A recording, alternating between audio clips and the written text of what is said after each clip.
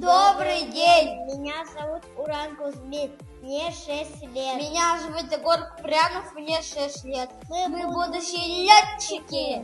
Это наш самолет-хеликоптер, мы его строили из набора МРТ-2. Наш самолет может лететь с помощью пульта управления. Моторчик вращает колесо. Наш самолет может лететь вперед, назад, направо, налево.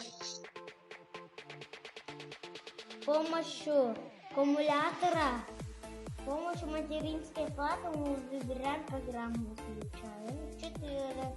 С помощью датчика управления поступает к пульту. Мы можем лететь в любую точку мира. Наш самолет летит в Москву.